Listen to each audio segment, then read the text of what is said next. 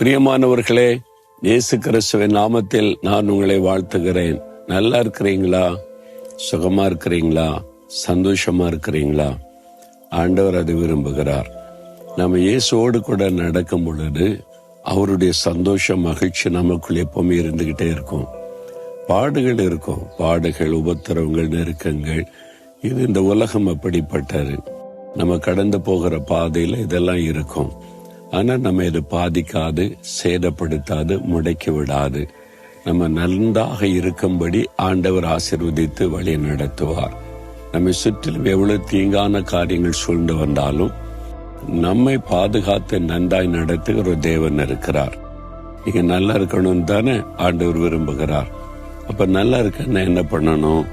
பிரசங்கி 8:12 தேவனுக்கு அஞ்சி அவருக்கு முன்பாக பயந்திருக்கிறவர்களே நன்றாயிருப்பார்கள். ஆண்டவரை குறித்த ஒரு பயம் நமக்கு இருக்கணும். அவர் மேல ஒரு அன்பு விசுவாசமா மாத்திரல்ல, அவருக்கு அஞ்சணுமா, அவருக்கு பயப்படணும். அவருக்கு முன்பாக பயந்திருக்கிறவர்கள், அந்த தேவ பயம் நமக்குள்ள இருக்கணும். நமக்கு தெய்வ பக்தி இருக்கும். பக்தியோட ஜெபம் பண்ணணும், ஆண்டவரை தேடணும், சர்ச்சுக்கு போகணும், காணி கொடுக்கணும். எல்லா மக்களுக்குள்ள இனத்திலையும் மதத்திலையும் பக்தி இருக்கிறது. பிரச்சனை என்னன்னா தேவனை குறித்த பயம் இல்லை. பயம் இருந்தா நம்ம பாவம் செய்ய மாட்டோம், நம்ம கவனமா இருப்போம், மற்றவங்களுக்கு தீங்கு செய்ய மாட்டோம், மற்றவர்களை வேதனைப்படுத்த மாட்டோம், மற்றவர்களை குறை சொல்லிக் கொண்டே இருக்க மாட்டோம், மற்றவர்களை காயப்படுத்த மாட்டோம். இந்த தேவனை குறித்த பயம் நமக்குள்ள இருந்தா எப்பவுமே என்னை ஆண்டவர் கவனிக்கிறார், என்னை பார்த்து கொண்டிருக்கிறார், இதை செய்யக்கூடாது, இதை பேசக்கூடாது, அந்த உணர்வு இருந்துகிட்டே இருக்கும்.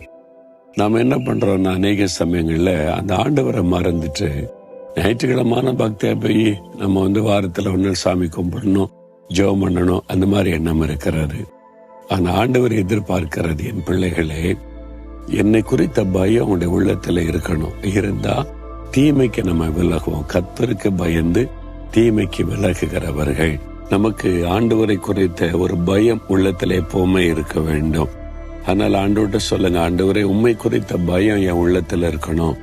எப்பவுமே கர்த்தருக்கு அஞ்சி கர்த்தருக்கு பயப்படுகிற பயத்தோட நான் நடந்து கொள்ளணும். இந்த நாள் முழுவதும் நான் எப்பவுமே ஆண்டவர் என்னை கவனிக்கிறார் என்ற பயத்தோட நடந்து கொள்ள எனக்கு கிருபை தாங்க அப்படின்னு கேளுங்க. நீங்க நல்லா இருப்பீங்க.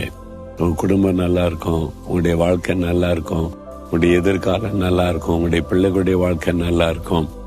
தேவனுக்கு பயந்து நடந்தா நம்முடைய வாழ்க்கை நல்லா இருக்கும். அவ்வளவுதான். இதுதான் சிம்பிளான காரியம். உங்க வாழ்க்கை நல்லா இருக்கணுமா யோசிச்சு பாருங்க. தேவனுக்கு பயந்து நடக்கிறேன் நானே. இல்லாட்டா இன்னைக்கு சொல்லுங்க, ஆண்டவரே, நான் வெறும் பக்தியோட விசுவாசத்தோட இருந்தா மாத்திரம் போதாது. ஆண்டவர் உண்மை குறித்த பயம் என் உள்ளத்துல எப்பவுமே இருக்கணும். ஆண்டவர் என்னை கவனிக்கிறார், என்னை பார்த்து கொண்டிருக்கிறார், நான் அவருக்கு பயந்து நேர்மையா நடக்கணும் என்கிற அந்த உணர்வு எனக்குள் எப்பொழுதும் இருக்கும்படிக்கு நான் ஜெபிக்கிறேன்.